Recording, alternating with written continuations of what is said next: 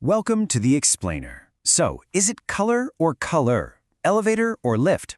Today, we're going to dive into the fascinating divide between British and American English to figure out how two versions of the very same language ended up on such different paths.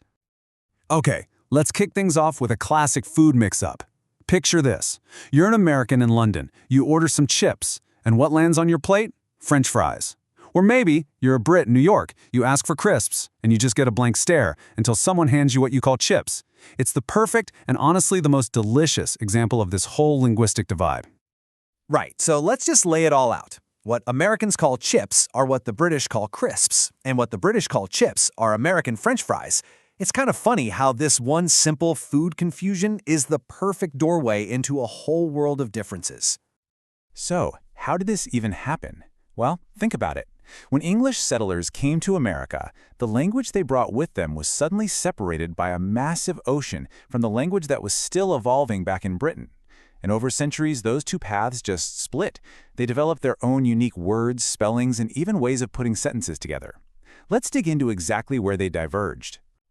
The first and, let's be honest, the most common hurdle you're going to run into is vocabulary. We're often talking about the exact same thing, an object, an action, whatever, but we're using completely different words to describe it. For example, over in Britain, you'd live in a flat. You'd see a lorry on the motorway, and you'd take the lift to the top floor. But in America? Nope. That would be an apartment, a truck, and an elevator. Same concepts, totally different words. And the list goes on, especially with what you eat and where. A sweet baked treat is a biscuit in the UK, but it's a cookie in the US. And you've got to be careful with clothing. What the British call trousers, Americans call pants. Now, if you ask for pants in a UK shop, they're going to show you underwear, which, yeah, can lead to some pretty awkward moments. The differences even sneak into our downtime. In Britain, you pack your bags for a holiday, while in America, you're taking a vacation. And of course, the big one. While most of the world is playing football, in the US, it's soccer, a name that helps them avoid any confusion with their own gridiron game. But, the differences aren't just in what you hear. They're literally written right there on the page. Spelling is one of the clearest dividing lines between these two dialects. This is probably the one you've seen a million times.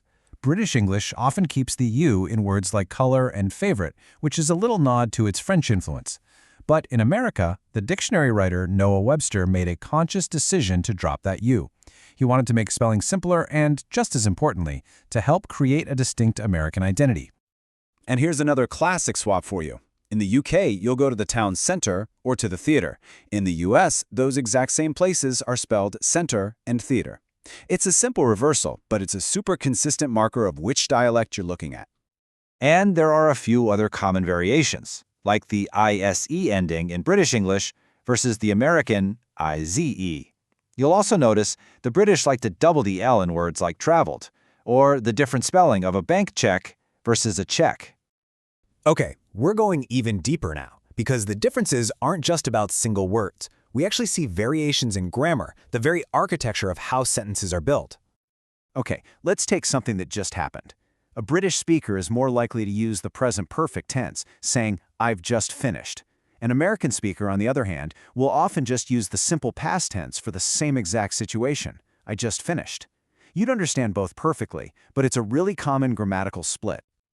Now this one is really fascinating. Collective nouns. In British English, a group like a team, a company, or the government can be treated as a collection of individuals. So you'll often hear sentences like, "The team are playing well."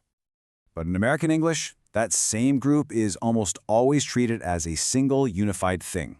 So the standard way to say it would be, "The team is playing well." It's a subtle little shift, right? From a plural focus on the individuals to a singular focus on the group. Okay, so we've hit on words, spelling, and grammar.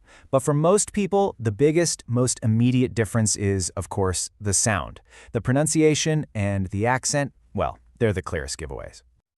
A huge difference comes down to something linguists call rhoticity, which is really just a fancy way of talking about the letter R. American English is rhoticity, so the R in car or hard is pronounced. By contrast, standard British English is non-rhoticity, so they tend to drop that R sound, making the word sound more like ka or had. Another key sound difference is what happens to the letter T. In British English, the T in the middle of a word like water is usually pronounced very clearly. But in American English, that T often softens into a D sound, known as a flap T, which makes it sound more like water. And finally, we get to the really subtle stuff. Beyond all the grammar and pronunciation rules, language reflects culture in its social cues. And even tiny differences in everyday phrases can reveal exactly where a speaker is from. For instance, British speakers will make plans at the weekend, while Americans do the same things on the weekend. A Brit might say, cheers, as a casual way to say thanks or goodbye, a use that's pretty uncommon in America. These small turns of phrase are really powerful cultural and linguistic markers.